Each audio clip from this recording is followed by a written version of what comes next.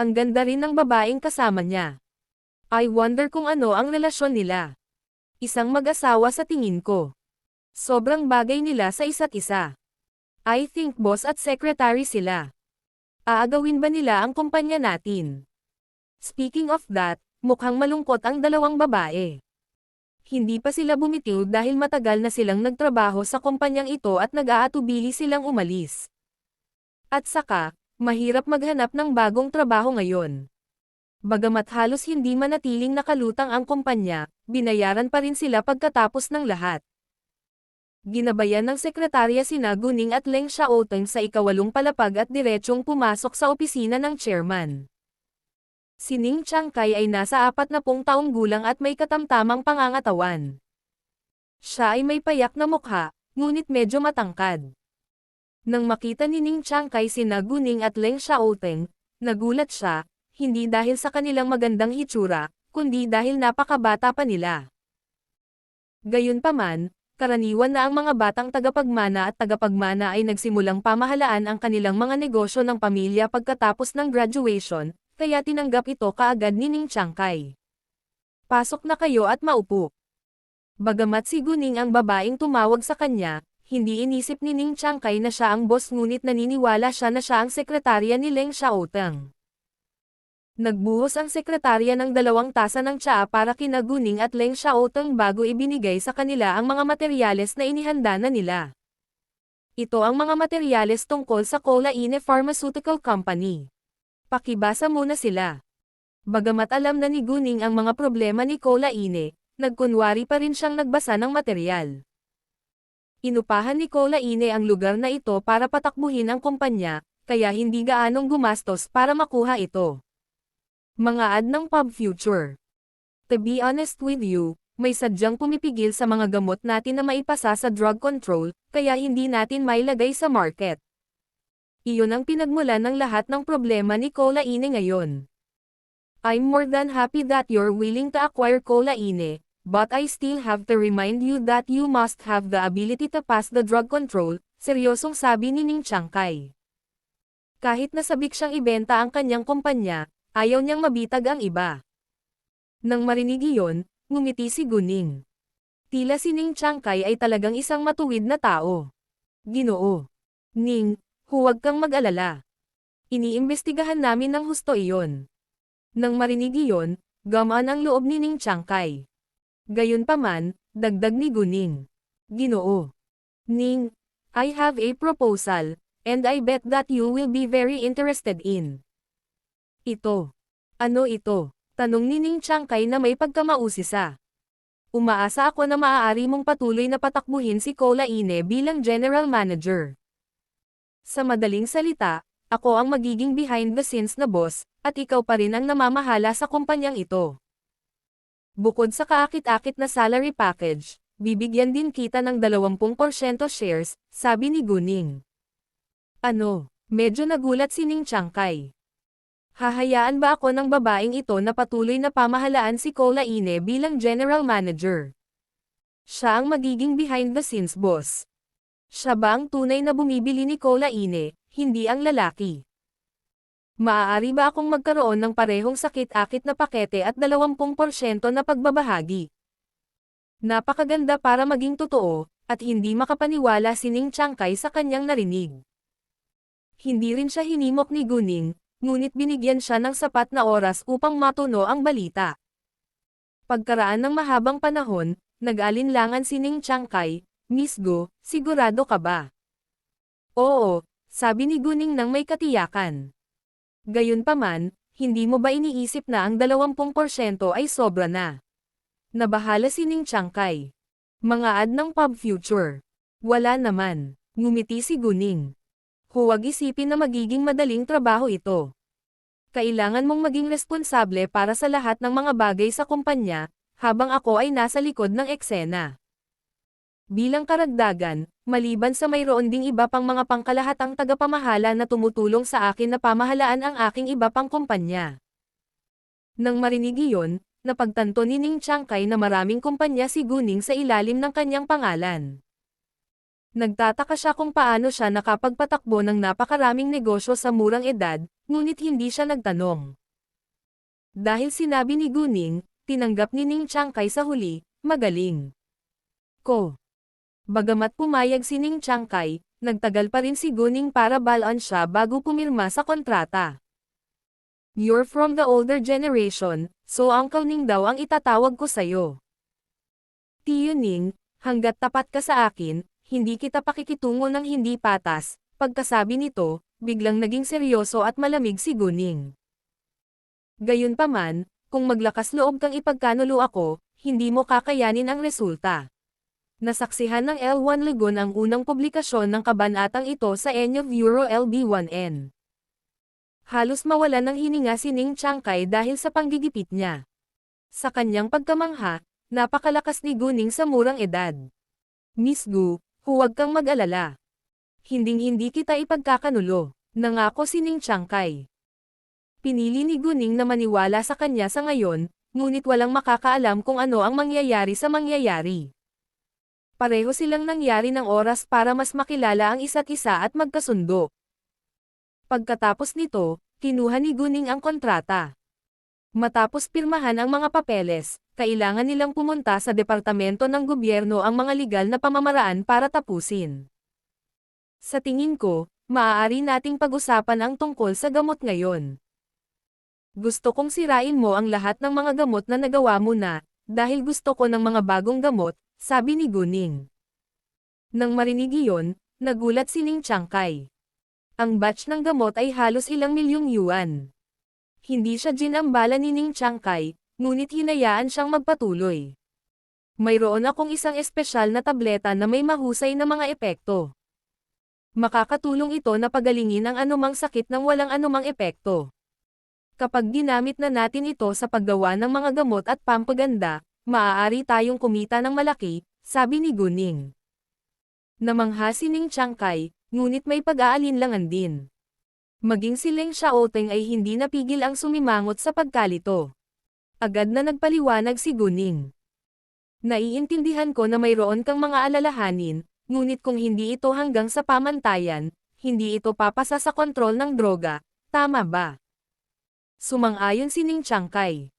Kahit na mayroon silang suporta sa pangangasiwa ng pagkain at gamot ng estado. Hindi sila papayagan ng SFDA na gumawa ng mga gamot na hindi umabot sa mga pamantayang pamantayan, dahil ito ay labag sa batas. Maaari mo pa ring gawin ang mga gamot sa iyong paraan, at idagdag lang ang aking mga espesyal na table task sa kanila. Gayunpaman, ang presyo ay kailangang doblehin, dahil ang aking mga tableta ay napakamahal at bihira. Tungkol sa makeup, gagawa ako ng isang high-end na brand at ang presyo nito ay magiging kasing taas ng mga sikat na international brand. Huwag kang mag-alala. Ibibigay ko sa iyo ang listahan ng presyo mamaya, sabi ni Guning. Isa. Hindi naman natin kailangan mag-produce ng maraming gamot o makeup sa early stage, tig-100 piraso lang. Pagkatapos ng produksyon, sabihin mo muna sa akin bago ipadala sa kontrol ng droga, dahil kailangan kong gumawa ng ilang mga pagsasaayos. Hindi rin namin kailangang makipag-ugnayan sa ibang mga merchant. Magbubukas kami ng sarili naming tindahan. Ako na ang bahala sa advertising at promotion. Hanggat ang aming mga produkto ay sikat, ang mga mangangalakal ay darating sa amin. Pagkatapos nito, nagpunta sila upang tapusin ang mga legal na pamamaraan. Ang paunang autorisadong kapital ay 30 milyong yuan. At nagdagdag si Guning ng 70 milyong yuan dito, kaya nagdagdag ito ng hanggang 100 milyong yuan, na ikinagulat ni Ning Chiangkai. Nang matapos nila ang legal na pamamaraan, binigyan ni Guning si Ning Chiangkai ng bank card na may 10 milyong yuan. Magagamit niya ang pera para makabili ng mga hilaw na materyales na may pinakamagandang kalidad. Sa pagharap sa tiwala ni Guning sa kanya, naantig si Ning Chiangkai, at nangakong magsusumikap at magiging tapat kay Guning. Sa huli, sinabi ni Guning sa kanya, maaari kang bumalik upang ihanda ang mga hilaw na materyales at kumuha ng sapat na tauhan. Kapag naayos na silang lahat, tawagan mo ako. Dadalhin ko ang aking mga table tasks para gumawa ng bagong gamot ng personal, ngunit mananatili pa lamang ako sa kabisera ng 3 araw, kaya mas mabuting magmadali ka. Bagamat maaari niyang ibigay ang kanyang power crystals kay Ning Chiangkai sa ngayon, gusto pa niyang suriin mismo ang pabrika. Sa tingin ko, maaari na tayong magsimulang gumawa ng bagong gamot kinabukasan, sabi ni Ning Chiangkai. Kinailangan niyang maghanda ng mga bagong hilaw na materyales at tumagal ang kanilang mga supplier upang maihatid ang mga paninda. Nang bumalik si Ning Chiangkai sa trabaho, umalis sina Guning at Leng Xiaotong patungo sa punong tanggapan ng kanyang grupo. Ang sekretarya ng isang Guangyao, si Zhang Shanjia, ang supervisor. Mga ad ng Pub Future. Nang malapit nang dumating si Guning, tinawag niya si Zhang Shanjia at agad na bumaba si Zhang Shanjia para salubungin sila. Napakasaya kong makilala ka, Miss Go, Mr. Leng, sabi ni Zhang Shanjia. May iba pang tao sa paligid, kaya hindi niya tinawag na boss si Guning. Kumusta ang lahat? Tanong ni Guning. Magaling. Sa tingin ko ay matatapos natin ang mga pagsasaayos sa loob ng halos 3 buwan, sabi ni Zhang Shanjia. At ang babaeng taga-disenyo na inirekomenda mo ay mahusay. Pinuri ni Zhang Shanjia si Song Mani. Bahagyang tumango si Guning, at nasiyahan. Pagkatapos, nakilala ni Guning si Song Mani at nakipag-usap sa kanya sa maikling panahon. Boss, naibenta ko na ang apartment ko at binayaran ko na ang deposito ng bago kong apartment sa malapit sa housing complex. Maaari akong lumipat pagkatapos itong muling palamutihan, sabi ni Song Mani. Nako, nakagawa na ako ng design drawing para sa opisina mo. Mangyaring tingnan. Binuksan ni Song Mani ang kanyang computer at ipinakita kay Guning ang pagguhit ng disenyo. Walang masyadong requirement si Guning para sa opisina, basta't komportable ito, ngunit sobrang nagustuhan niya ang disenyo ni Song Mani. Pag-aari niya ang isang buong palapag. Kasama dito ang kanyang opisina, isang kwarto at isang banyo at iba pa. Napakagaling, sabi ni Guning. Habang abala si Guning sa pagtatrabaho, si Cao Wenshin ay tumatambay kasama ang kanyang kaibigan sa isang shopping mall. Kaedad niya ang kaibigan niya, ngunit mukhang mas bata at parang bata ang mukha. Matagal na silang namili, kaya napagpasyahan nilang magpahinga sa kafe. Gayunpaman, bago pa man nakakahain ang kanilang mga kape sa mesa, nakarinig sila ng away mula sa mesa sa sulok. Jinbei. Mahal na mahal kita, at marami na rin akong nagawa para sa iyo. Paano ka naging malupit sa akin? Sa tingin mo ba dahil successful ka na ngayon kaya mo akong hahawakan? Sigaw ng isang magandang babae sa isang lalaki. Ang lalaki ay tiyak na kasamahan ni Leng Xiaoteng, si Jinbei. Si Jinbei naman, malamig na tumingin sa babae at nginisyan. Ano? Malupit ako sayo. Hindi ka ba walang hiya? Oo, matagumpay na ako ngayon, at hinahamak kita ngayon. E ano ngayon? Hindi kita pinilit na gumawa ng kahit ano para sa akin. Mga ad ng Pub Future. Nang marinig iyon, agad na nagalit si Cao Wenshin. Dapat playboy ang lalaki.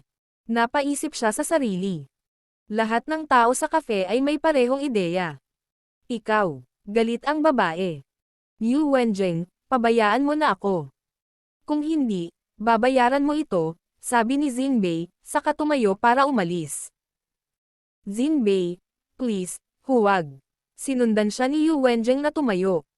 Sinubukan niyang hawakan ang kamay ni Jinbei, ngunit ibinalik niya si Jinbei pabalik sa sofa. Yu Wenjing, mayroon ka bang kahihiyan? Nawalan ng pasensya at init ng ulo si Jinbei sa sandaling ito, dahil ang babaeng ito sa harapan niya ay talagang walang hiya. What the F***? Si Cao Wenshin ay biglang nagalit din. Bigla siyang tumayo at kinuha ang kape na inilagay lang ng isang waitress sa mesa, tumakbo pasulong. Wenshin, gusto siyang pigilan ng kaibigan ni Cao Wenshin, si Aishinyo, ngunit huli na ang lahat. Hindi malayo ang distansya sa pagitan ng kanilang mga mesa, kaya sumugod si Cao Wenshin sa harap ng Jinbei sa loob ng ilang segundo. Direkta niyang itinapon ang mainit na kape sa mukha ni Jinbei, at pinuna siya. Nakakatakot kang tao. Hindi napansin ni Jinbei ang kanyang pagdating, kaya ang kape ay inihagis sa kanyang mukha ni Cao Wenshin. Sa kabutihang palad, ang kape ay hindi mainit, ngunit ito ay lubos na hindi komportable. Baliw ka ba? Hindi mo alam ang sitwasyon at wala kang kinalaman. Pinandilatan ni Jinbei si Cao Wenshin. Galit na galit siya pero pinipigilan niya ang galit dahil may pinag-aralan siya at hinding-hindi magpapatalo ng babae. Hindi pa ba sapat na malinaw? Malinaw kong narinig. Ang babae ay maraming nagawa para sa iyo, ngunit itatapon mo siya kapag nagtagumpay ka na. Isa kang kakilakilabot na tao. Nagtaas ng boses si Cao Wenshin sa galit. Agad na tumakbo si Aishinyo sa kanila at hinayla pabalik si Cao Wenshin. Wenshin, sarili nilang negosyo. Tayo. Pumunta ka. Hindi, tinanggihan ni Cao Wenshin. Huwag kang magpaiyak ng babae. Turuan kita ng leksyon ngayon. Pagkasabi niyan, nagpadala ng sinampal ni Cao Wenshin si Jinbei. Gayunpaman, nahawakan niya ang kamay nito bago pa man ito matamba. Si Jinbei ay galit na galit ngayon. Baliw kang babae ka. Nagulat si Cao Wenshin na nahawakan ng lalaki ang kamay niya at nakontrol siya. Tila hindi simple ang lalaki. Pagkatapos noon, sinipa siya ni Cao Wenshin, ngunit iniwasan ito ni Jinbei sa oras.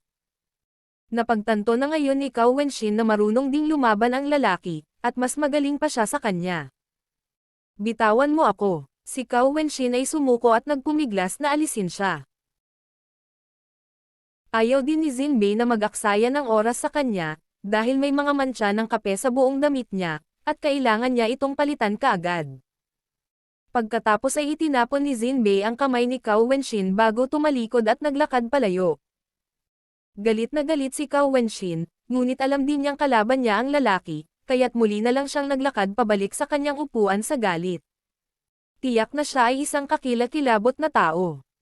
Sa tingin ko, mas mabuti kung sarili mong negosyo ang iniisip mo. Tingnan mo, hindi mo matatalo ang lalaki sa pagkakataong ito. Sabi ni Aishinyo. Tinulungan ko yung babae. Hindi mo ba nakita kung gaano kakulit ang lalaki?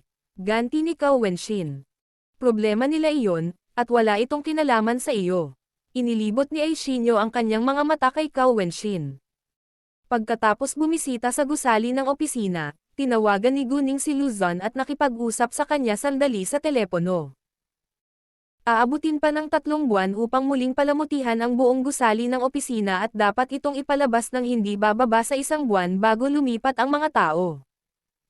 Kaya nagpasya siyang umupo ng isang maliit na studio para kay Luzon ngayon upang makapaghanda siya para sa palabas sa TV pagkatapos ng Lantern Festival. Si Guning ay nangangailangan ng isang mahusay na manager, ngunit hindi pa siya nakakahanap ng isang kwalipikadong tao, kaya tinulungan siya ni Leng Xiaoteng na kumuha ng 2 tao. Siyempre, masaya si Guning sa kanyang tulong at naniniwala na ang 2 tao na kinuha niya ay kailangang maging outstanding. Tungkol naman sa studio ni Luzon, sinabi ni Guning kay Zhang Shanjia na harapin ito. Hindi umalis sina Guning at Leng Xiaoteng sa office building ng Shening Group hanggang 5:30 p.m. Nang makaalis na sila, tinawagan niya si Cao Wenshin at tinanong kung nasaan siya. Sa sandaling iyon, nakabalik na si Cao Wenshin sa hotel para sa isang habang. Ang itinalagang tagpuan ay ang hotel ng pamilya Shu.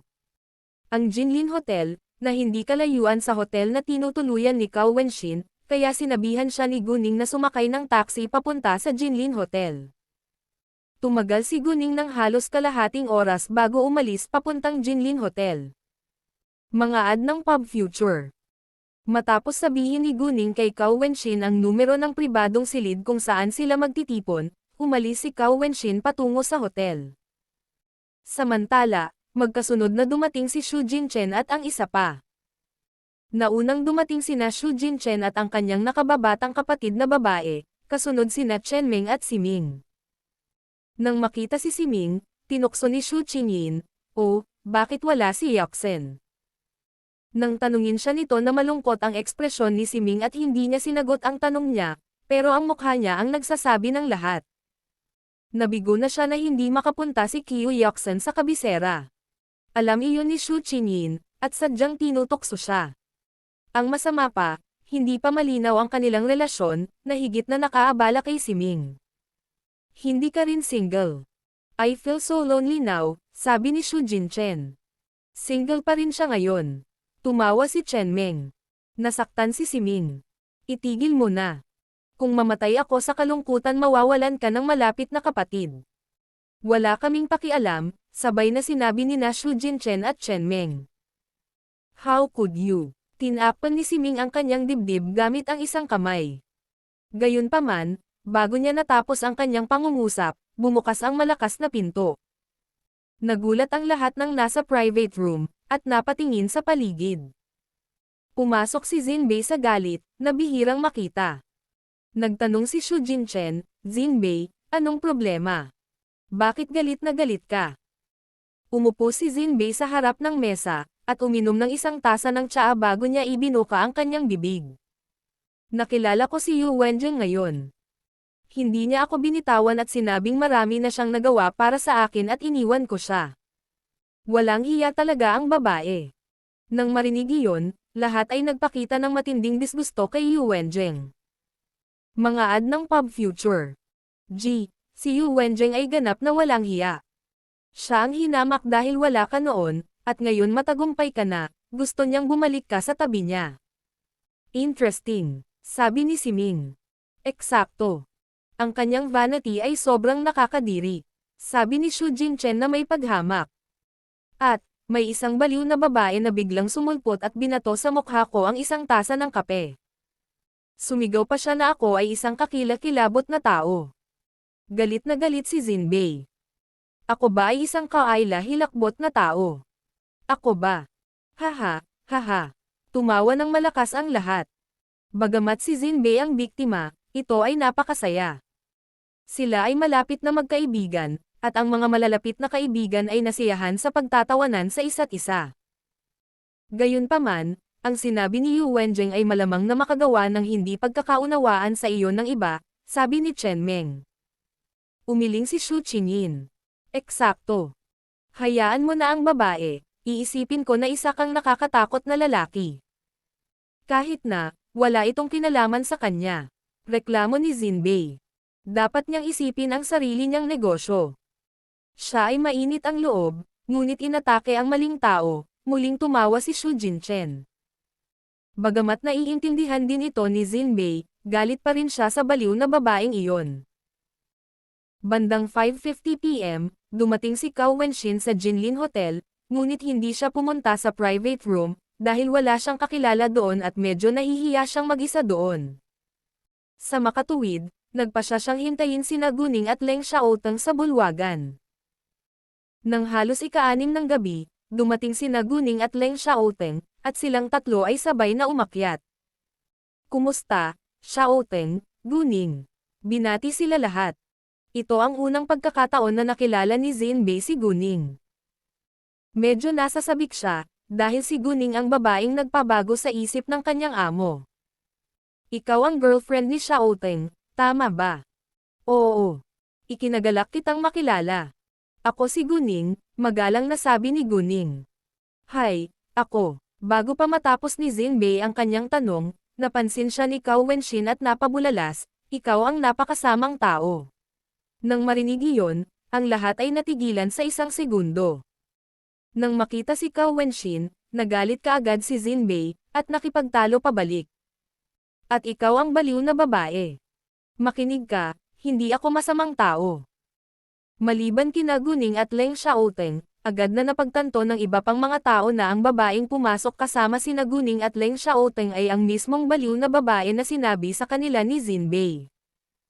Gayunpaman, pumunta rito ang baliw na babaeng ito kasama sina Guning at Leng Xiaoteng. Anong drama? Anong nangyayari dito? Nagtataka na tanong ni Guning. Ningning, nasaksihan ko ang lalaking ito na inabandona ang isang babae sa isang kafe ngayon. Galit na sabi ni Cao Wenxin, pinandilatan si Jinbei na parang isang masamang kriminal. Hindi mo alam ang sitwasyon kaya tigilan mo na ang pag-atake sa akin. Sabi ni Jinbei. Hindi kita inaatake. Narinig ko ito gamit ang aking sariling mga tenga. Ganti ni Cao Wenxin. Bagamat alam ni Xu Jinchen at ng iba pa ang katotohanan, wala ni isa sa kanila ang tumulong kay Jinbei na ipaliwanag ito, tumabi sila sa panonood ng drama. Nang makitang labis na naagrabyado si Jinbei, naunawaan ni Guning na maaaring may hindi pagkakaunawaan si Cao Wenshin. Sa tingin ko, dapat may hindi pagkakaunawaan. Mangyaring bigyan siya ng pagkakataong magpaliwanag, sabi ni Guning. Tumanggi akong magpaliwanag sa baliw na babaeng ito. Tinanggihan ni Jinbei. Nang marinig ang sinabi ni Guning, naisip ni Cao Wenshin na marahil ay mali siya, ngunit nang tumanggi si Jinbei na ipaliwanag sa kanya ang sitwasyon, muling nairita si Cao Wenshin. Nakakatakot kang tao. Ikaw, galit na galit si Jinbei. Hindi na ako makikipagtalo sa iyo para sa kapakanan ni Guning. Hinayla ni Guning si Cao Wenshin para maupo sa mesa. Medyo nag-aalala siya na baka mag-iwan ng masamang impresyon si Cao Wenshin kay Xu Jinchen dahil sa away. Gayunpaman, walang nag-iisip na si Cao Wenshin ay bastos. Sa halip, nagustuhan nila siya dahil siya ay isang matulunging babae, kahit na siya ay may maikling init ng ulo. Hayaan mo akong magpakilala sa iyo. Kaibigan ko ito, si Cao Wenshin, sabi ni Guning sa kanila. Ikinagagalak kong makilala ka. Lahat maliban kay Jinbei, magiliw na bumati kay Cao Wenshin. Ikinagagalak na makilala kayong lahat. Ngumiti si Cao Wenshin. Pagkatapos ay bumaling si Guning kay Cao Wenshin. Ito ay si Chen Meng, si Ming, Xu Jinchen, ang kanyang nakababatang kapatid na babae na si Xu Qingyin, at ito ay si Jinbei. Mas matanda silang lahat. Ikaw. Hindi alam ni Cao Wenshin kung sinong lalaki ang planong ipakilala ni Guning sa kanya, at hindi siya nag-abalang magtanong, dahil wala siyang intensyon na pahangin ang lalaki ng kusa. Kung talagang sila ay sinadya upang maging magkasama, sila ay magiging magkasama sa huli. At maliban sa Jinbei, si Cao Wenshin ay may magandang impresyon sa iba pang mga tao. Anong gusto mong makuha? Babae muna. Ibinigay ni Xu Jinchen ang 3 menu sa 3 babae. Hindi rin sila nagdalawang isip na umorder ng mga paborito nilang ulam. Sinabihan ni Xu Jinchen ang mga waiter na umalis pagkatapos nilang magbuhos ng mga tasa ng tsaa, dahil hindi siya komportable na makipag-usap sa kanyang mga kaibigan sa mga tagalabas sa silid. Well, Miss Cao, actually, hindi mo naiintindihan ang Jinbei. Hindi ito ang iniisip mo. Sinubukan ni Xu Jinchen na magpaliwanag para kay Jinbei. Bagamat nasiyahan sila sa panonood ng drama, ayaw nilang mag-iwan ng masamang impresyon sa kaibigan ni Guning. Gayunpaman, bago pa siya matapos, pinutol siya ni Jinbei. Walang dapat ipaliwanag. Mahalaga ba ito? Gusto ko lang mag-iwan ng magandang impresyon sa kaibigan ni Guning, sabi ni Xu Jinchen. Simula kailan ka masyadong nagmamalasakit sa opinyon ng iba? Sumimangot si Jinbei, nakatingin kay Xu Jinchen. Tila, hindi siya nasisiyahan na si Xu Jinchen ay hindi tumayo sa kanyang tabi. Sige, kalimutan mo na. Naunawaan ni Xu Jinchen na hindi nasisiyahan si Jinbei, kaya hindi siya nagpatuloy. Huwag kang mag-alala. Mahal na mahal ko kayong lahat, at hindi ako magiging mababa ang tingin sa inyo dahil sa isang lalaki lang, sabi ni Cao Wenshin. Malinaw, pinipili niya si Jinbei. Baliw kang babae ka. Naisip ni Jinbei na si Cao Wenshin ay kasing inis ni Yu Wenjing. Nakakatakot kang tao, sabi ni Cao Wenshin. Kahit na napagtanto niya na maaaring hindi niya makilala, hindi niya gusto ang saloobin ni Jinbei. Ikaw. Sige. Itigil ang pakikipagtalo sa isang babae. Magpakalalaki ka. Sa wakas, ibinuka ni Leng Xiaoteng ang kanyang bibig at tinapos ang pagtatalo sa pagitan nila. Sa tingin ko ang aking bayaw ay isang tunay na lalaki. Nagpupuri si Cao Wenshin, at binigyan si Jinbei ng nakakaakit na ngiti. Nagustuhan ito ni Leng Xiaoteng nang tawagin siya ni Cao Wenshin na bayaw, at walang malay na tumayo sa tabi ni Cao Wenshin. Nang makita iyon, hindi alam ni Guning kung ano ang sasabihin, dahil hindi niya maintindihan kung bakit matutuwa si Leng Xiaoteng na marinig na tawagin siya ni Cao Wenshin na bayaw. Napakahalaga nito sa mga mata ni Leng Xiaoteng, dahil si Cao Wenshin ang pamilya ni Guning ngayon, at gusto niyang makakuha ng pag-aproba mula sa lahat ng taong pinapahalagahan ni Guning. Agad na inilapag ang mga pagkain sa mesa. Kumakain sila habang nagkukwentuhan. Kakaiba, kapag nakikipag-usap si Cao Wenshin sa iba, tatahimik si Jinbei, at kabaliktaran. Ang dalawa ay parang mga bata na hindi nakikipag-usap sa isa't isa. Pagkatapos kumain, nagtanong si Xu Jinchen, "So, saan tayo susunod? Ano ang iyong opinyon?" Tanong ni Leng Xiaotong kay Guning. "Wala akong ideya. Kaya mong magdesisyon," sabi ni Guning. "Bakit hindi tayo pumunta sa Coastline Clubhouse? Maraming activities," nag-propose si Siming. Ang Coastline Clubhouse ay isang high-end na entertainment place, kabilang ang isang bar, KTV room, gym, Q Sports, wine tasting, mga laro at iba pa, ngunit walang kasino. Ito ang kabisera, at ang mga kasino ay hindi pinapayagang magbukas dito. Hindi rin nila gusto ang maingay na lugar, kaya walang tutol na mag-adjourn sa Coastline Clubhouse. Pagkatapos nito, ang grupo nila ay nagmaneho sa Coastline Clubhouse, at si Cao Wenshin ay nakaupo kasama si Guning sa kotse ni Leng Xiaotong. "Sa tingin ko ay labis mong ayaw kay Jinbei," pang-aasar ni Guning. Hinayla ni Cao Wenshin ang kanyang mga labi at sinabing, "Sa simula, oo. Pero, pagkatapos kong malaman na misunderstanding lang iyon, hindi na ako nandidiri sa kanya. Ayaw ko lang sa ugali niya." Itinapon siya ng babae dahil wala siya noon, at ngayon matagumpay na siya ay hindi siya lalayo sa kanya, sabi ni Leng Xiaotong. Nang marinig iyon, biglang nakiramay si Cao Wenshin kay Jinbei, ngunit hindi siya nagsalita. Hindi nagtagal, nakarating na sila sa Coastline Clubhouse. Iniutos ni Xu Jinchen ang pinakamalaki, ang pribadong silid na may lahat ng aktibidad sa loob. Hindi na hinintay ni Siming na kumuha ng cue stick nang pumasok siya sa private room. "Jinbei, mag-ikot tayo." Kumuha si Jinbei ng isa pang cue stick at sinabing, "Game on." Siya ay nasa masamang kalagayan ngayon, at gustong-gustong ilabas ang kanyang galit. Nagtipon ang tatlong babae, at tinanong sila ni Xu Qingyin, "Ano ang gusto mong laruin?" Nag-isip sandali si Cao Wenshin. "Ano ang background ng Coastline Clubhouse? Hindi ako malinaw. Bakit nagtatanong?" Nagtataka si Xu Qingyin. Napansin ko na may game room sa second floor."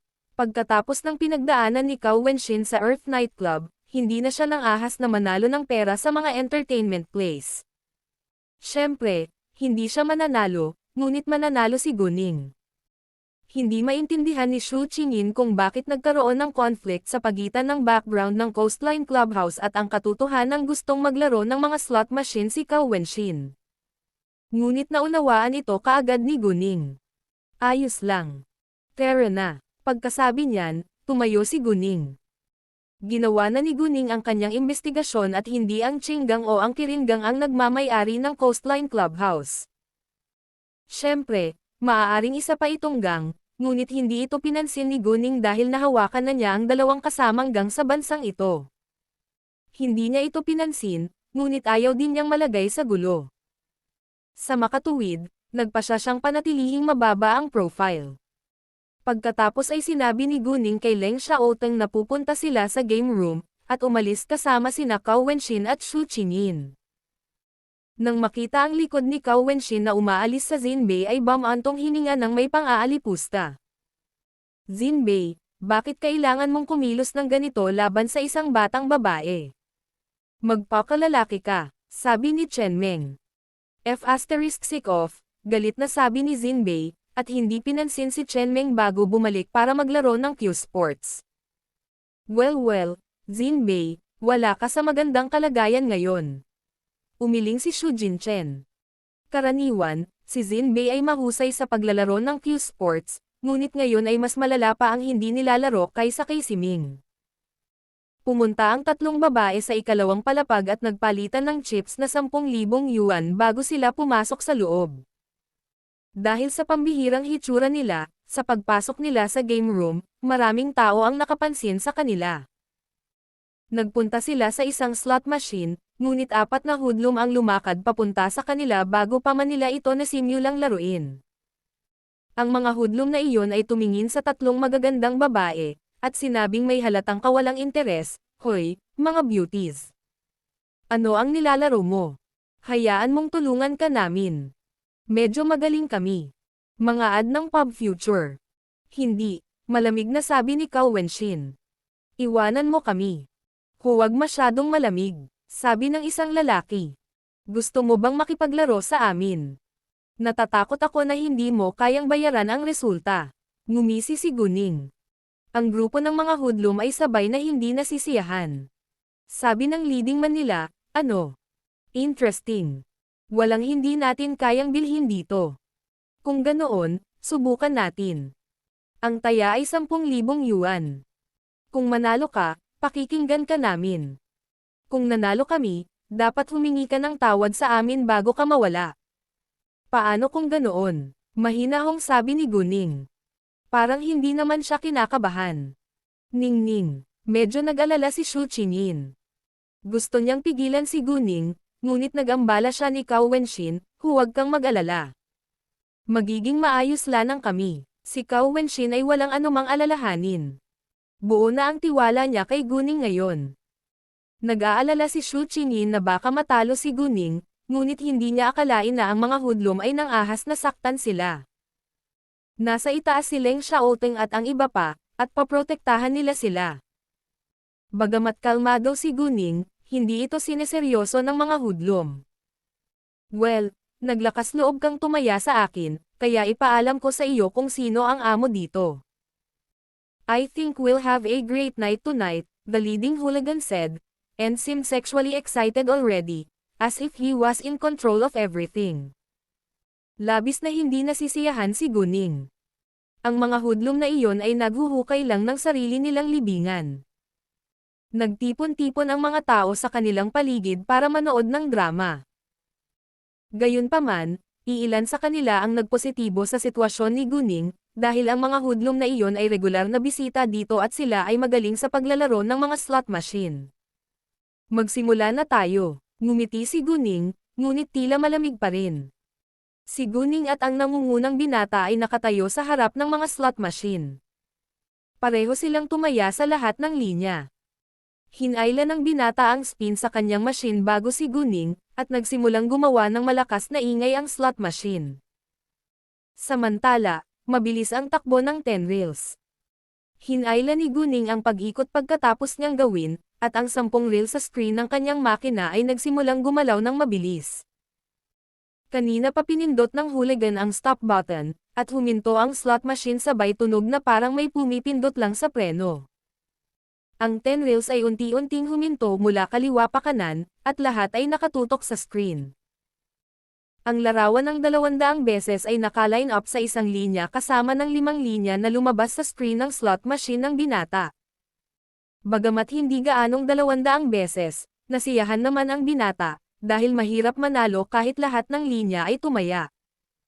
Ang grupo ng mga hoodlum ay tumingin kay Guning at sa iba pa ng buong pagmamalaki. Well, girls, humanda na kayo sa pag-uwi sa amin ngayong gabi." "Haha, haha." Tumawa sila ng malakas.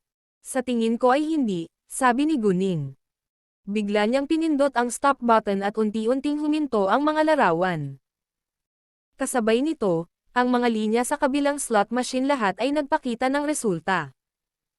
Ang batang hooligan ay nanalo ng isang linya ng 200 beses at isa pa ng 100 beses.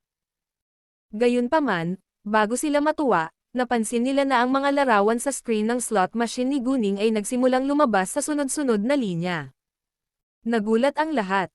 May mga larawan ng iba't ibang oras na nagpapakita sa bawat linya. Sa loob ng ilang segundo, nagsimulang bumuhos ang mga chips sa slot machine ng napakabilis. Hindi pwede. Nanalo siya sa lahat ng linya.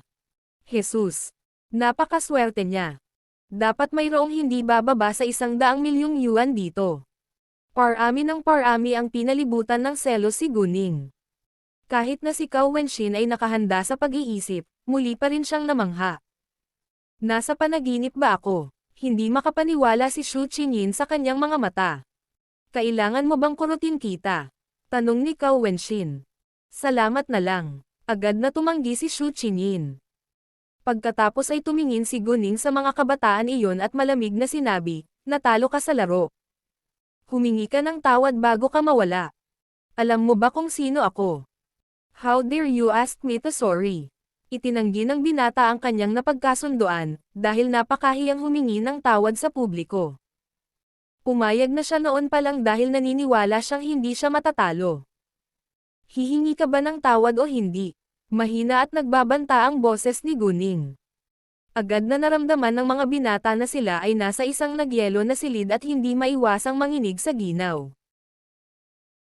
Nang bumalik si Guning at ang kanyang mga kaibigan sa kanilang pribadong silid at sinabi sa iba ang kanilang ginawa, labis na nagulat ang mga lalaki. Ano? Nanalo si Guning ng 100,000,000 yuan sa pamamagitan ng paglalaro ng isang round lamang sa isang slot machine. Napakaswerte niya. Tumingin si Leng Xiaoteng kay Guning na may mapagmataas na ngiti sa kanyang mga labi. Ang orihinal na hitsura ng kabanatang ito ay matatagpuan sa Enyo Euro else 1N. Guning, napakagaling mo. Sabi ni Xu Jinchen. Paano mo nagawang gawin iyon? Tanong ni Chen Meng. Siguro maswerte lang ako, sabi ni Guning, dahil hindi niya masabi sa kanila na mayroon siyang jade eyes. Talagang naniniwala sila na siya ay mapalad dahil ang mga taong naglaro ng mga slot machine ay umaasa sa swerte para manalo ng pera, ngunit ang kanyang swerte ay napakabuti. Mapagbigay din si Ningning. Binibigyan niya kami ni Wenxin ng 30,000,000 yuan bawat isa, sabi ni Xu Qingyin. Maliban kay Leng Xiaoteng, ang iba ay nagulat muli sa kabutihang loob ni Guning. Well, hindi ako nag-effort sa pera, kaya nagbahagi ako sa kanila, maangin na sabi ni Guning. Bakit hindi mo rin ako dinala doon? Reklamo ni Xu Jinchen. At ako, sigaw ni Siming. Mga ad ng Pub Future. Kulang ka ba ng pera? Biglang tanong ni Leng Xiaoming. Sina Xu Jinchen at Siming ay natigilan sandali, at agad na tumugon. No, nagbibiro lang kami. Biro lang. Siyempre hindi. Siyempre hindi nila aaminin iyon, dahil bibigyan sila ng mga gawain kung gagawin nila. Bagamat mayroon silang sariling mga gawain. Maaari rin silang kumuha ng mga takdang aralin sa listahan ng gantimpala sa internasyonal at magtrabaho tulad ng mga mamamatay tao, ngunit iba ang kanilang mga layunin. Ang mga mamamatay ay kukuha ng mga takdang aralin hanggat sila ay binabayaran, at walang pakialam kung sino ang taong papatayin nila. Gayunpaman, nahuli lamang nila ang mga kriminal, at ang kanilang gantimpala ay mas mababa kaysa sa mga pumatay. Pagkatapos noon ay nagpatuloy sila sa kwentuhan habang umiinom. Sina Cao Wenxin at Xu Qingyin ay naglaro ng Q Sports mamaya. Biglang, isang masakit na sigaw ang umakit sa atensyon ng lahat ng nasa silid. Tumingin sila at nakita si Jinbei na tinatakpan ang kanyang bewang gamit ang kanyang kamay habang nakatitig kay Cao Wenxin. Agad na napagtanto ng lahat kung ano ang nangyayari. Nakaharap sa titig ni Jinbei, nagkibit balikat si Cao Wenxin. Hindi ko naman kasalanan. Tumayo ka sa likod ko. Ikaw, galit na galit si Jinbei. Hinampas lang siya ni Cao Wenxin ng kanyang cue-stick ngunit tumanggi siyang humingi ng tawad at naglaro ng inosente. Bagamat galit si Jinbei, ayaw na niyang makipagtalo pa sa kanya. Kaya naman lumayo siya.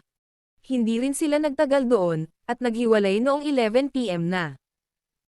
Habang naglalakad sila palabas, biglang huminto si Jinbei, at si Cao Wenxin na naglalakad sa likuran niya ay pumuntang kumatok sa kanyang likod at nahulog ang kanyang handbag sa lupa. Biglang nagalit si Cao Wenxin. Bakit mo ginawa iyon? Hindi ko naman kasalanan. Ikaw mismo ang naglakad sa likod ko. At ikaw ang kumatok sa likod ko. Hindi ka humihingi ng tawad at sinisisi mo pa ako. Baliw ka. Sabi ni Jinbei pagkatapos ay hindi siya pinansin sa paglalakad ng may magandang kalooban. Malinaw, sinadya ito ni Jinbei.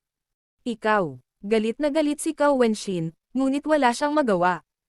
Ang iba pang mga tao sa paligid nila ay umiling, at hindi alam kung ano ang sasabihin. Napakaraming alitan ng dalawa sa loob lamang ng isang araw. Hinatid ni Guning at Leng Xiaoteng si Cao Wenshin sa hotel bago sila bumalik sa kanilang bahay. Nang magkasama sina Guning at Leng Xiaoteng, tinukso ni Guning, napansin kong napakasaya mo nang tawagin ka ni Wenshin na bayaw. Siya ang nakatatandang kapatid mo, at mahalaga ang opinyon niya. Seryosong sabi ni Leng Xiaoteng. Mga ad ng pub future. Ngumiti si Guning, ngunit walang sinabi. Sa katunayan, ito ay isang magandang bagay upang makuha ang pag-aproba ng pamilya. OS. Sinabi sa kanya ni Leng Xiaoteng na nagmamalasakit lamang siya sa kanyang lolo, kaya lubos na pinahahalagahan ni Guning ang mga opinyon ni Master Leng sa kanya. Ang hindi pa alam ni Guning ay alam na ni Master Leng ang tungkol sa kanyang pag-iral, at lubos siyang nasisiyahan. Siyempre, bago nakilala ni Master Leng si Guning ng personal, mataas ang tingin niya sa kanya dahil lang kay Leng Xiaoteng at mga kahangahangang kwento tungkol sa kanya. Oh, pumunta ako sa clubhouse ng Kiringang noong nasa CTB ako. Hindi sinasadyang nanalo ako ng 100,000,000 yuan doon at ang pinuno ng Kiringang, si Chi Tianlin, ay nagdulot sa akin ng ilang problema, sabi ni Guning. Nang marinig iyon, nag-alala si Leng Xiaoteng. May nangyari bang masama? Siyempre, narinig niya ang tungkol kay Chi Tianlin. At alam na siya ay malupit, tuso at malamig ang dugo. Hindi. Hiniling niya na makipagsugal sa akin. Nanalo ako sa huli, at natalo siya ng 3 bilyong yuan. Binigyan ko sina Wenshin at Jakay ng 500,000,000 yuan bawat isa, sabi ni Guning. Madali ba siyang sumuko? Napangiwi si Leng Xiaoteng sa pagdududa. Tila hindi maalis ni Guning ang nangyari sa gitna. Bueno, tumanggi siyang gawin ito sa simula, ngunit nasugatan ko ang dalawa sa kanyang mga tauhan at pinagaling sila ng maglaon. Gusto niya ng gamot ko, kaya napagkasundoan namin. Huwag kang mag-alala. Hindi na niya ako guguluhin pa. Gamot. Gamot na naman.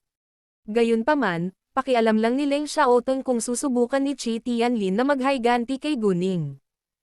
Lumayo ka kay Chi Tianlin. Mas delikado pa siya kaysa sa Sitoye. Ha, ang ibig mo bang sabihin ay maaari akong makipag-ugnayan kay Sitoye? Pinaikit ni Guning ang kanyang mga mata. Sinadya niya itong sinabi para makita ang reaksyon ni Leng Xiaoteng. Sa hindi malamang pagkakataon, napapreno si Leng Xiaoteng at bigla niyang inihinto ang sasakyan sa tabing kalsada. Ano? Natakot si Guning, ngunit natakpan ang kanyang bibig bago pa siya makapagsalita ng isa pang salita. Hinalikan at hinawakan ni Leng Xiaoteng ang kanyang labi na parang pinaparusahan siya. Hindi niya ito pinakawalan hanggang sa lumipas ang ilang minuto. Nang makita ang pakiramdam na namamagang labi ni Guning, medyo sumama ang pakiramdam ni Leng Xiaoteng, ngunit hindi siya humingi ng tawad. Sa halip, inihayag niya sa nangingibabaw na tono, lumayo ka rin sa Sitoye. Nasa iyo ako, at kakayanin ko ang lahat para sa iyo. Natuwa si Guning. Binibiro lang siya nito pero napakalakas ng reaksyon nito. Parang hindi siya nito kayang asarin dahil madali itong nagselos sa ibang lalaki. Sige, magmaneho ka na sa unahan, sabi ni Guning. Nang marinig ang positibong sagot ni Guning, nasiyahan si Leng Xiaoteng. Nako, maghahanda ako ng mga table tasks para sa iyo mamaya at maaari mong dalhin ito sa iyo. Hindi mahalaga kung nasugatan ka o may sakit. Maaari mong dalhin ang mga ito. Bagamat si Leng Xiaoteng ay isang napakahusay na opisyal ng militar. Maaari rin siyang masaktan, at ang kanyang mga gawain ay palaging puno ng panganib, kaya't kailangan niyang magdala ng ilang gamot. Maaari kang magpadala ng ilan kay Lolo. Mabuti ang mga ito para sa kanyang katawan, sabi ni Guning. Oo naman. Hindi tumanggi si Leng Xiaoteng dahil alam niyang ginawa ito ni Guning para sa kanyang kapakanan. Bagamat hindi siya nagdududa sa epekto ng kanyang gamot, na-curious siya sa pinagmulan nito. Saan ka kumukuha ng napakaraming gamot? Binigay sa akin ng amo ko. Marami siyang ibinigay sa akin, ngunit hindi ko alam kung saan niya nakuha ang mga table tasks. Sa panahon ng pagsasanay ko noon, palagi akong nasusugatan, kaya sinabihan ako ng aking Panginoon na uminom ng mga pildores at mabilis akong gumaling sa bawat pagkakataon, pagsisinungaling ni Guning. Sa palagay ko ang aking paningin ay maaaring isang napakahusay na doktor din. Bagamat parang kakaiba, tinanggap ni Leng Xiaoteng ang paliwanag ni Guning. Ano ang gagawin mo bukas? Tanong ni Leng Xiaoteng. Pupunta ako sa Xiangyuan Antique Store bukas, sabi ni Guning. Sasama ako sa iyo, sabi ni Leng Xiaoteng. Tumingin si Guning sa kanya at kumurap. Libre ka ba bukas? Oo, natapos na ni Leng Xiaoteng ang dapat niyang gawin upang makasama si Guning kapag siya ay nasa kabisera. Bisitahin muna natin ang aking si Heyuan, bukas ng umaga, sabi ni Leng Xiaoteng. Malaki. Masyadong interesado si Guning sa makasaysayang uri ng paninirahan na ito. Pinakamahalaga, ito ay ang lugar ni Leng Xiaoteng. Mga ad ng Pub Future. Pagbalik nila sa bahay, tinulungan ni Leng Xiaoteng si Guning na puno ng tubig ang bathtub, at naligo si Guning. Gayunpaman, nang siya ay naghubad pa lamang ng kanyang sarili, si Leng Xiaoteng ay biglang pumasok sa banyo na walang damit. Nagulat si Guning, pagkatapos ay namula, at hindi nang ahas na tumingin ng diretso sa kanya. Agad niyang binalot ng bath towel ang sarili. Anong ginagawa mo dito? Sabay tayong maligo, sabi ni Leng Xiaoteng. Hindi siya nakaramdam ng hiya. Hindi. Umalis ka na, sabi ni Guning. Nang makitang namumula si Guning, tumawa si Leng Xiaoteng.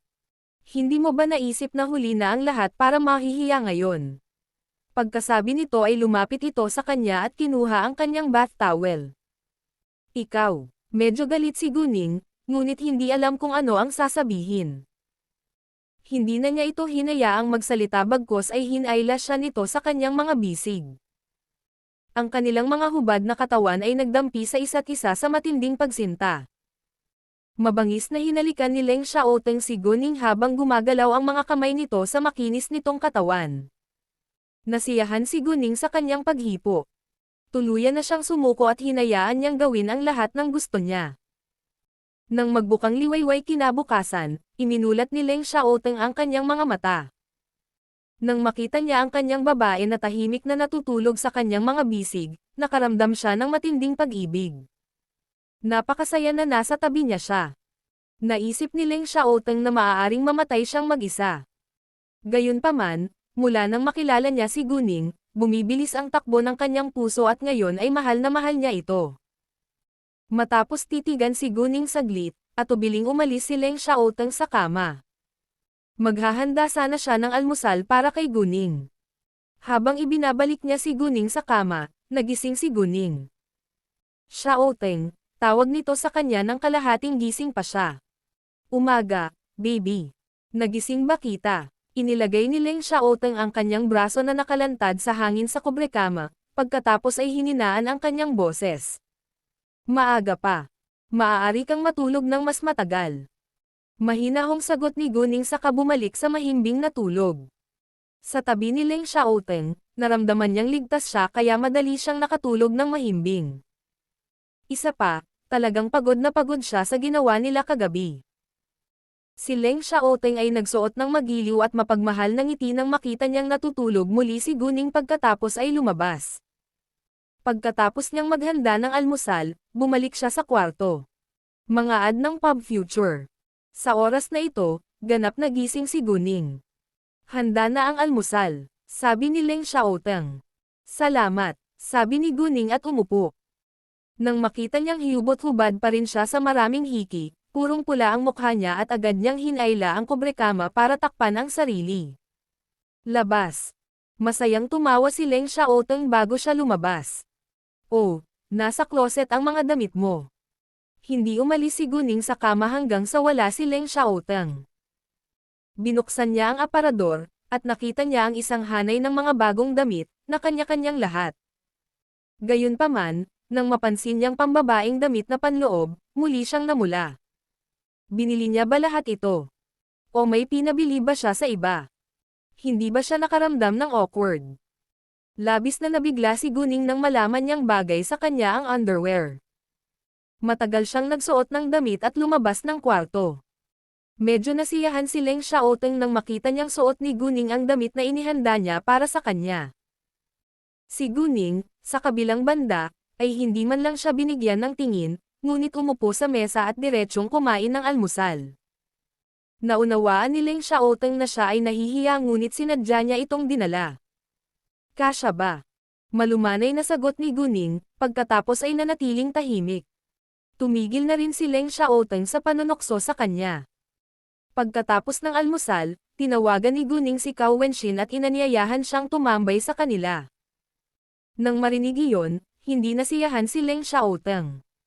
Hindi naging madali para sa kanila na mag-isa, ngunit tinawagan ni Guning ang kanyang kaibigan para samahan sila. Gayunpaman, hindi angkop kung iiwan din ni Guning si Cao Wenxin mag-isa sa hotel, kaya hindi ito tinutulan ni Leng Xiaoteng. Sa kabutihang palad, si Cao Wenxin ay may appointment na sa kanyang kaibigan, kaya hindi siya tumambay sa kanila sa umaga, ngunit sasalubungin niya sila para sa hapunan. Bandang 9 AM, umalis sina Guning at Leng Xiaoteng. Ang siheyuan ni Leng Xiaoteng ay hindi kalayuan sa Beihai Park at matatagpuan sa downtown. Ito ay may pinakamagandang lokasyon at tanawin sa downtown. May malaking damuhan sa gilid ng siheyuan. Pagbukas ng pintuan sa harapan, may isang malaking bakuran na may magagandang puno ng peach na nakahilera sa magkabilang gilid. Ito ay taglamig, kaya ang mga puno ay hindi namumulaklak, ngunit ito ay magiging kapansin-pansin sa tagsibol. Sa kaliwang bahagi ng bakuran, mayroong isang artificial rock quarry na may magandang lotus pond sa ilalim nito. Taglamig noon, kaya walang mga bulaklak ng lotus ngunit isang paaralan ng pamumula ang lumalangoy sa paligid nito. Sa tabi ng lotus pond, mayroong isang maliit na gazebo na may isang rock table at 4 na rock stools sa loob nito. Kapag naging mainit ang panahon, maaari silang mag-relax at mag-relax dito. Sa magkabilang gilid ng bakuran, may mga daanan sa estilong historikal. Nagustuhan agad ni Guning ang estilo. Ito ay nasa harapan lamang, at mayroon ding likod bahay.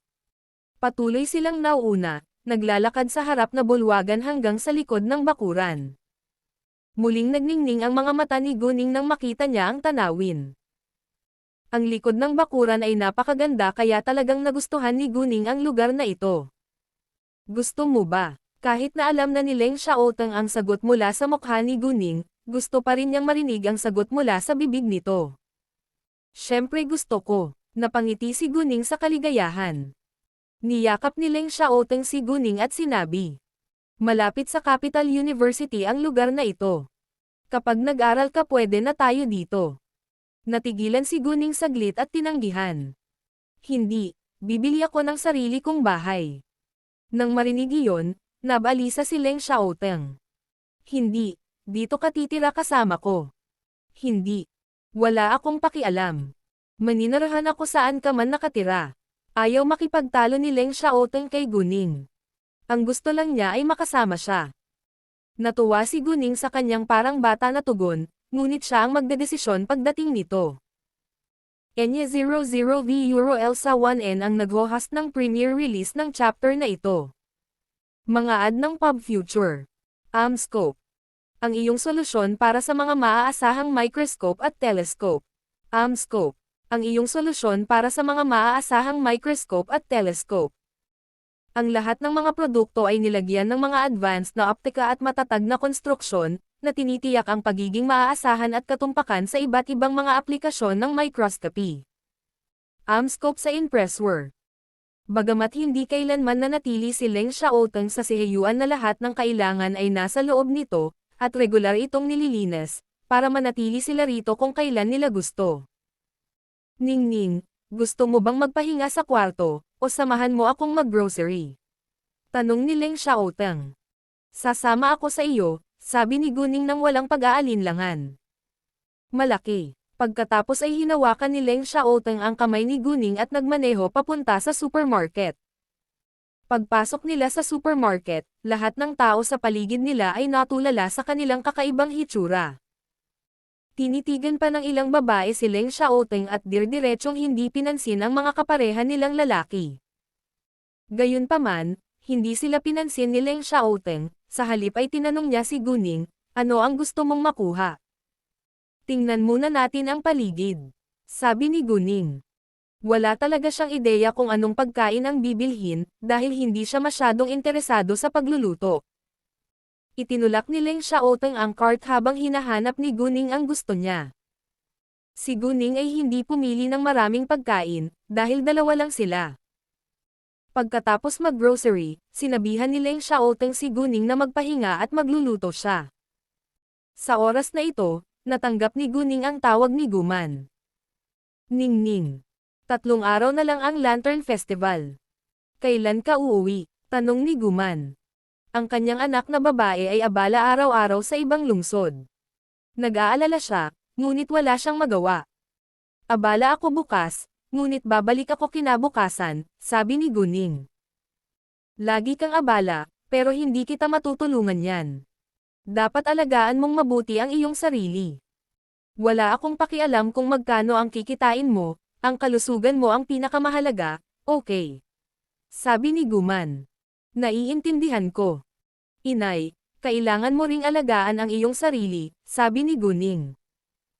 Oh, ang mga tao ba mula sa Gu family ang nagdulot sa iyo ng problema nitong mga nakaraang araw? Nang marinig iyon, natahimik si Guman ng ilang segundo bago niya sinabi, minsan akong tinawagan ni Gu Qinxiang. Halos hindi na makalutang ang kumpanya niya ngayon, kaya gusto niyang humiram ng pera, ngunit tinanggihan ko siya. Mga ad ng Pub Future. Pagtagumpayan ng mataas na mga hamon sa inventaryo sa industriya ng optics. Pagtagumpayan ng mataas na mga hamon sa inventaryo sa industriya ng optics. Ang lahat ng mga produkto ay nilagyan ng mga advanced na optika at matatag na konstruksyon, na tinitiyak ang pagiging maaasahan at katumpakan sa iba't ibang mga aplikasyon ng microscopy. Amscope sa Impressware. Bagamat si Gu Qinxiang ay nakatatandang kapatid ni Guman, ang ginawa nito ay lubos na nakadurog sa kanyang puso, kaya't hindi niya malilimutan ang nakaraan at tutulungan siya. Si Guman ay namuhay ng mayamang buhay ngayon, kaya gusto nilang sumakay sa kanilang mga coattail. Kung si Guman ay mahirap gaya ng dati, hindi nila maaalala na si Guman ang kanilang pamilya. Mula sa alam ni Guman tungkol kay Gu Qinxiang, naunawaan niya na hindi siya igagalang kahit na mayaman na siya ngayon. Sa halip, gagawin nila ang kanilang makakaya upang agawin ang kanyang kayamanan o sirain ang kanyang buhay. Magaling. Huwag mo na lang silang pansinin. Sinuportahan ni Guning si Guman. Pagkatapos makipag-chat kay Guman sa loob ng ilang minuto, ibinaba ni Guning ang telepono. Sa loob ng 1.5 oras, 5 pinggan ang nakalagay sa mesa. Tinawag ni Leng Xiaoteng si Guning upang sabay na kumain. May appointment ngayon sina Cao Wenxin at Aixinyo. At dumating si Aixinyo kasama ang isa pang babaeng kaibigan, si Sutong Noo. Si Sutong Noo ay napakaganda at eleganteng. Hindi siya sikat na artista, pero ang galing niya sa pag-arte. Gayunpaman, hindi siya nakakuha ng maraming pagkakataon dahil tumanggi siyang tanggapin ang hindi sinasabing mga patakaran sa industriya ng entertainment. At mula nang inis niya ang isang malaking boss, siya ay direktang isinara sa industriya. Ang major ni Sutong Noo ay graphic design sa kanyang kolehiyo, at nagkataon lang na pumasok siya sa entertainment industry. Dahil ang kumpanyang pinagtatrabahuan niya ay ayaw siyang bigyan ng anumang pagkakataon ngayon. Umasa siya kay Aixinyo na tumulong sa kanya na makakuha ng ilang mga trabaho tungkol sa graphic design para mabuhay. Ang pamilya ni Aixinyo ay medyo mayaman na may napakaraming kayamanan, ngunit walang anumang kapangyarihan, kaya hindi siya natulungan ng kanyang mga magulang na tanggalin ang kumpanya. Nang papasok pa lang silang tatlo sa isang restaurant ay may napansin silang magnanakaw. Walang pagkaantala, tumakbo si Cao Wenxin para saluhin siya. Bagamat mabilis na tumakbo ang magnanakaw, mas mabilis na tumakbo si Cao Wenxin. Sa loob ng ilang segundo, matagumpay na nahuli ni Cao Wenxin ang magnanakaw at naibalik ang handbag. Ang nasa katanghaliang gulang na babae na ninakawan ay paulit-ulit na nagpasalamat kay Cao Wenxin. At dahil nakabalik na ang handbag, hindi na nag-abalang tumawag ng pulis ang nasa katanghaliang gulang na babae. Nagkataon namang nakita nina Xu Jinchen at Jinbei na nakaupo sa tabi ng bintana ang eksena. Sa sandaling iyon, binago ni Jinbei ang kanyang masamang impresyon kay Cao Wenxin. Nakakagulat na magaling makipaglaban si Cao Wenxin. Laking gulat ni Xu Jinchen. At napakatapang niya. Siya nga, pero masyadong impulsive. Minsan, hindi siya dapat sumugod at makisali, Jinbei said. Ngumiti si Xu Jinchen, ngunit hindi nagsalita. Naglalakad sila sa itaas. Bakit hindi natin sila yayain na sabay na kumain? Sabi ni Xu Jinchen. Whatever, sabi ni Jinbei sa hindi magiliw na tono. I guess ayaw mo talaga sa kanya. Isang hindi pagkakaunawaan lang, kaya bakit hindi mo pabayaan? Hindi maintindihan ni Xu Jinchen kung bakit biglang naging masama si Jinbei. At saka, kanina pa siya kinakausap at pinagtatawanan ni Jinbei. Gayunpaman, sa sandaling lumitaw si Cao Wenxin, mukhang malamig. At seryoso si Jinbei.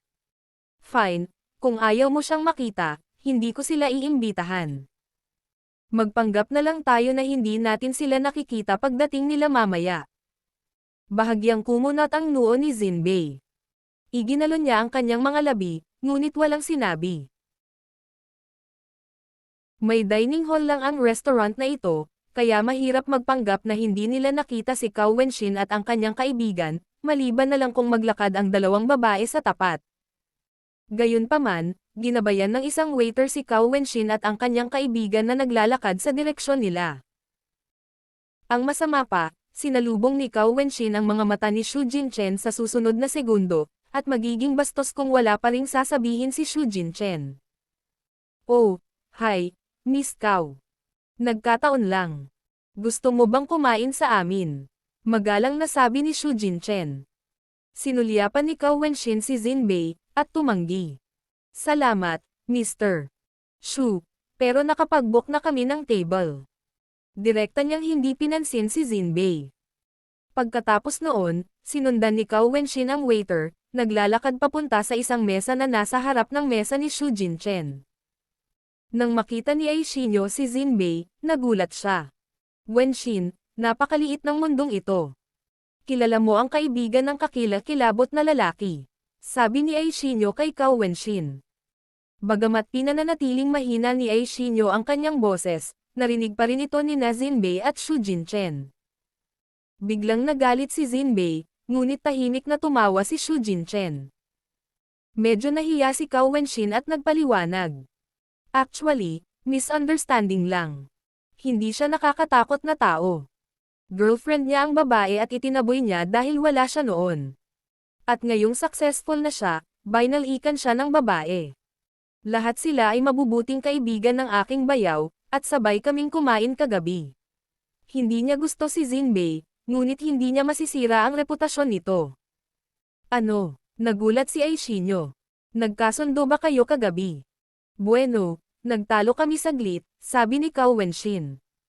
Wenxin, sinabi ko sa iyo na kung minsan ay masyadong impulsive ka, at ngayon ay nanakit ka ng isang inosenteng lalaki, sabi ni Aishinyo.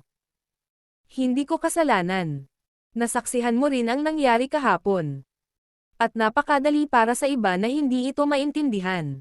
Bagamat inamin ni Cao Wenxin na napagkamalan niya si Jinbei, hindi niya inisip na kasalanan niya ang lahat. Mga ad ng pub future. Nauna nang natapos ang pagkain ni Xu Jinchen at Jinbei. Bago sila umalis, malumanay na nagpaalam si Xu Jinchen kay Cao Wenxin, at ang kanyang magalang na ugali ay nag-iwan ng magandang impresyon sa dalawang babae. Sa tingin ko, guwapo at magalang ang lalaking ito. Kung single siya, bakit hindi mo subukang kilalanin siya ng mabuti? Sabi ni Aishinyo kay Cao Wenxin. Nag-isip sandali si Cao Wenxin. Si Xu Jinchen ay talagang isang pambihirang tao kahit anong pananaw, ngunit wala pa siyang nararamdaman para sa kanya. Kaya naman, nagpa siya siyang maging matyaga. Nang matapos kumain si Cao Wenxin at ang kanyang kaibigan at binayaran ang bill, sinabi sa kanila ng waiter na binayaran na sila ni Xu Jinchen. Namangha sila. Wow! Hindi lang siya gwapo at maamo kundi napaka-generous din. Papuri ni Aishinyo. Sina Guning at Leng Xiaoteng ay namamasyal sa paligid ng si Heyuan pagkatapos nilang kumain. Hindi nagtagal ay dumating sila sa Beihai Park. Gusto mo bang sumakay ng bangka sa ilog? Tanong ni Leng Xiaoteng. Oo naman. Tuwang-tuwang sabi ni Guning. Pagkatapos, umarkila sila ng maliit na bangka at maliban kina Guning at Leng Xiaoteng, may boatman lang sa bangka. Pinahahalagahan nila ang tanawin sa tabi ng ilog, habang ang bangka ay umuusad ng dahan-dahan. Umupo si Guning sa tabi ng gilid ng bangka. Kaya't nang mapansin niya ang isang gold piece na lumalabas malapit sa bangka at tila ito ay namamatay, hinawakan niya ito sa kanyang kamay at nilagyan ito ng kapangyarihan. Hindi nagtagal, nabuhay muli ang gold piece. Nang makita iyon, nagulat si Leng Xiaoteng, ngunit hindi ito nagsalita. Nagbiro si Guning, isa itong gold piece at hindi natin ito makakain, kung hindi, iuuwi ko ito at lulutuin. Ngumiti si Leng Xiaoteng at marahang hinaplos ang ulo ni Guning. Kung gusto mong kumain ng isda, makakabili tayo ng isda mamaya. Mga ad ng Pub Future. Kumurap si Guning. Hindi ka ba allergic sa seafood? Ang isda ay pagkaing dagat din. Hindi ako allergic sa isda, sabi ni Leng Xiaoteng. Ang ganda. Maaari tayong magkaroon ng isda ngayong hapon, nakangiting sabi ni Guning. Ang paboritong pagkain ni Guning ay seafood. Sa kasamaang palad, allergic si Leng Xiaoteng sa seafood, kaya hindi niya binanggit ang pagkakaroon ng seafood noong kasama niya si Leng Xiaoteng. Matapos ibalik ni Guning ang gold piece sa tubig, ang gold piece ay hindi lumalangoy palayo ngunit tumalon mismo sa harap ni Guning, na parang nagpe-perform para sa kanya. Bilang karagdagan, malakas ang pakiramdam ni Guning na ang gold piece ay nakatingin sa kanya ng may pasasalamat, na ikinagulat ni Guning, ngunit wala siyang sinabi. Si Leng Xiaoteng ay mayroon ding kakaibang pakiramdam at siya ay nagulat gaya ni Guning, ngunit hindi rin siya nagsalita. Isang ideya ang biglang bumungad kay Guning, at agad niyang ginamit ang kanyang jade eyes para makita kung ano ang nasa tubig. Malabo ang tubig ngunit naging malinis ito sa harap ng jade eyes ni Guning. Maraming isda sa tubig kasama ang makapal na halaman sa tubig. Nang malapit nang ibalik ni Guning ang kanyang tingin, lumitaw sa kanyang paningin ang isang vermilion wooden box na may sukat na 50 centimeters na malita. May mga antik ba dito? Napaisip siya sa sarili. Tumingin si Guning sa loob ng kahon na gawa sa kahoy, at tama siya. Maraming antigo sa kahon. Nakilala ni Guning ang ilan sa kanila, tulad ng ilang bote ng porselana mula sa dinastiyang Qing. Ang lahat ng mga antigo ay mula sa palasyo noong Qing Dynasty. Nahulaan ni Guning na posibleng nagkakilala ng mga anti-gang iyon mula sa palasyo ngunit natuklasan, kaya ang mga antik ay iniwan sa ilog. Naglalayag sila ngayon sa moat, at may mga sinaunang palasyo sa tabi ng moat. Natuwa si Guning at nahuli ni Leng Xiaoteng. Anong nangyari? Bakit ka masaya? Tanong ni Leng Xiaoteng na may pagkamausisa. Pagkatapos ay napagtanto ni Guning na hindi siya dapat magpakita ng kanyang pananabik, ngunit hindi siya nagpanik. Ngayon lang ako nakakita ng dalawang isda na nag-aaway sa tubig. Dalawang isda ang nag-aaway. Nagulat si Leng Xiaoteng. Bagamat natagpuan ni Guning ang mga antik, hindi niya ito makukuha ngayon, lalo na noong narito si Leng Xiaoteng. Sa makatuwid, nagplano siyang pumunta sa kabisera ng mag-isa sa susunod na pagkakataon. Hindi nagmamadali si Guning, dahil hindi niya akalain na mahahanap ng iba ang kahoy na kahon. Kung hindi, ang kahon na gawa sa kahoy ay hindi na itago sa tubig sa loob ng daan-daang taon. Pagkatapos maglakad-lakad sa parke ng isang oras, sina Guning at Leng Xiaoteng ay bumalik sa Sihiyuan at pagkatapos ay nagmaneho sa Antay-gang Kalye. Nang sila ay nasa Antay-gang Kalye, walang kamalay-malay na ginamit ni Guning ang kanyang jade eyes para aiskan ang mga bagay sa gilid ng kalye. Nakapagtataka, nakahanap nga siya ng dalawang tunay na antigo, bagamat hindi masyadong mahalaga ang mga ito. Nang pumasok sila sa Xiangdian Antique Store, direktang ibinigay ni Guning kay Chen Darong ang mga anti-gang binili niya, at nagulat din si Chen Darong. Pagkatapos nito, nagbigay ng ulat si Chen Darong kay Guning tungkol sa mga benta sa tindahan. Ang mga tindahan ng antike ay hindi abala araw-araw, ngunit ang Xiangyan Antique Store ay isang exception. Nagbenta pa ito ng ilang piraso ng tunay na mga antigo. Ang mga may-ari ng iba pang anti-gang tindahan sa kalye ay nainggit. Ngunit wala ni isa sa kanila ang nang-ahas na magdulot ng anumang gulo sa Xiangyan Antique Store, dahil suportado ito ni Master Shu at Master Jiang. Bagamat hindi gagawin ni Guning ang lahat sa likod ni Leng Xiaoteng, minsan kailangan niyang iwasan siya. Halimbawa, hindi niya maipakita ang mga antik na dala niya sa harap ni Leng Xiaoteng. Si Leng Xiaoteng ay kasama ni Guning sa buong panahon, kaya maghay-hinala siya kung bigla itong maglabas ng maraming mga antik. Gayunpaman, kung ipinakita niya ang mga ito sa harap ni Chen Darong, hindi magdududa si Chen Darong. Sa makatuwid, gumawa ng dahilan si Guning at sinabihan si Chen Darong na makipag-usap sa kanya sa opisina, habang si Leng Xiaoteng ay naghintay para sa kanya sa lounge. Noong nasa opisina sila, kinuha ni Guning ang ilang mga anti-gang sankay mula sa kanyang backpack. Inikat ni Chen Darong ang kanyang mga mata sa gulat nang makita niya ang mga ito. Sinabihan ni Guning si Chen Darong na harapin ang mga antigo pagkatapos ay umalis kasama si Leng Xiaoteng. Nang hapong iyon, natanggap ni Guning ang tawag ni Ning Changkai. Sinabi niya sa kanya na handa na ang lahat, at sumagot si Guning na pupuntahan niya siya bukas ng tanghali. Pagkatapos, inimbitahan ni Guning si Cao Wenxin na kumain kasama nila sa Siheyuan.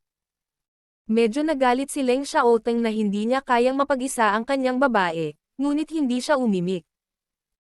Nang dumating si Cao Wenxin sa Siheyuan, lubos siyang nabigla, dahil bihirang makakita ng ganito kaganda at engranding Siheyuan na may mahabang kasaysayan sa downtown ng kabisera. Ito ay dapat na nagkakahalaga ng isang kapalaran. Sobrang yaman niya. Ningning, sa tingin ko, hindi pwedeng maging opisyal ng militar ang bayaw na iyon, dahil kung hindi, hindi niya kayang bilhin ang ganoong kamahal na bahay. Sabi ni Cao Wenxin. Kung si Leng Xiaoteng ay isang opisyal ng militar, imposibleng mabili niya ang quadrangle na ito. Well, marami siyang ari-arian sa ilalim ng kanyang pangalan at kumukuha siya ng mga tao para pamahalaan ang mga ari-arian na iyon para sa kanya, ngunit wala akong alam na anumang detalye, sabi ni Guning. Bigla na lang, medyo na-curious si Guning tungkol sa mga ari-arian ni Leng Xiaoteng. Nagpasya siyang tanungin siya ngayong gabi.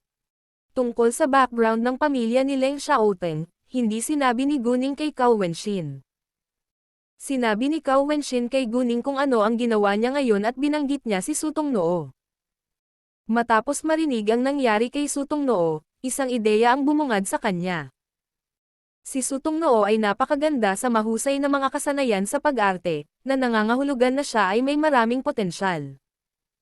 Tumanggi siyang tanggapin ang hindi sinasabing mga alituntunin sa industriya ng entertainment, kaya kailangan niyang maging isang babaeng may prinsipyo. Nagpasya si Guning na kunin si Sutong Noo. Siyempre, hindi siya magdadalawang isip dahil lang sa mga salita ni Cao Wenxin, kaya nagpadala siya ng mensahe kay Kay at sinabihan siyang imbestigahan si Sutong Noo.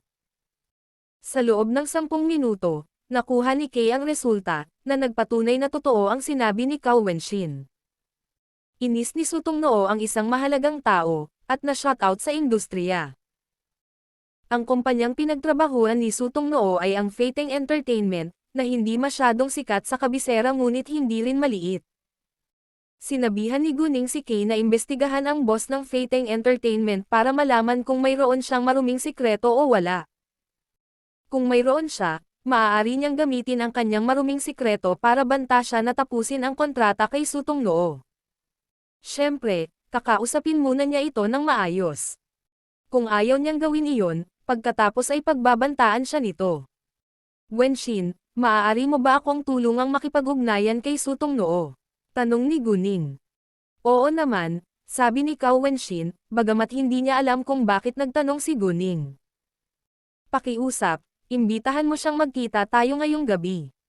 May gusto akong sabihin sa kanya, sabi ni Guning. Ano ang pag-uusapan mo sa kanya? Hindi naintindihan ni Cao Wenxin, dahil hindi naman nila kilala ang isa't isa. Hindi itinago ni Guning ang kanyang layunin at sinabi kay Cao Wenshin ang kanyang plano. Si Cao Wenshin ay namangha. Ningning, hindi ka makapaniwala. Nakapagtatag ka ng napakaraming kumpanya sa murang edad. Nahihiya ako sa sarili ko ngayon, pero kaya mo bang pamahalaan ang lahat ng kumpanyang iyon? Nag-alala si Cao Wenshin matapos marinig ang nakakagulat na balita. Ako lang ang boss sa likod ng eksena, at kumukuha ako ng mga taong may kakayahan upang tulungan akong pamahalaan ang mga ito, sabi ni Guning. Pagsasamantalahan ka ba nila, dahil bata ka pa? Tanong ni Cao Wenshin. Sa tingin mo ba mahina ako? Sabi ni Guning. Si Cao Wenshin ay natulala saglit, pagkatapos ay napagtanto niya kung gaano kagaling si Guning. Hindi natakot si Guning na harapin ang pinuno ng gang, kaya tiyak na hindi siya matatakot sa mga normal na tao. Pagkatapos ay tinawagan agad ni Cao Wenshin si Sutong Noo, at sinabi sa kanya na pipirmahan siya ni Guning. Si Sutong Noo ay nasa sabik at pumayag na makipagkita sa kanila ngayon. Hindi nagtagal, natanggap ni Guning ang email na ipinadala ni Kay. Gaya ng inakala niya, ang boss ng Feiteng Entertainment ay talagang maraming maruruming sikreto. Ito ay hindi karaniwan na silang lahat ay may ilang maruming sikreto. Mayroon ding isang bagay si Guning na hindi niya gugustuhing malaman ng iba. Pagkatapos ng hapunan, hinatid ni Leng Xiaoteng sina Guning at Cao Wenshin para makipagkita kay Sutong Noo. Naglakad sina Guning at Cao Wenshin sa itinakdang lugar, habang naghihintay si Leng Xiaoteng sa kotse. Nang dumating sina Guning at Cao Wenshin, naghihintay na sa kanila si Sutong Noo. Nang makita si Guning, nagulat si Sutong Noo, dahil hindi niya inaasahan na napakabata ni Guning.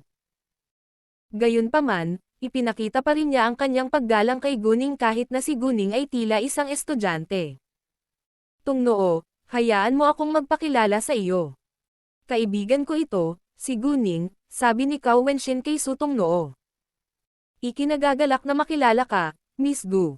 Magalang na binati ni Sutong Noo si Guning. Ikinagagalak din kitang makilala, Miss Su. Si Guning ay magalang din. Maupo ka muna, sabi ni Sutong Noo. Ano ang gusto mong inumin? Binigyan ng isang waitress sina Guning at Cao Wenshin ng menu. Pagkatapos ay nag-order si Guning ng kape, habang si Cao Wenshin ay nag-order ng isang tasa ng tsaa.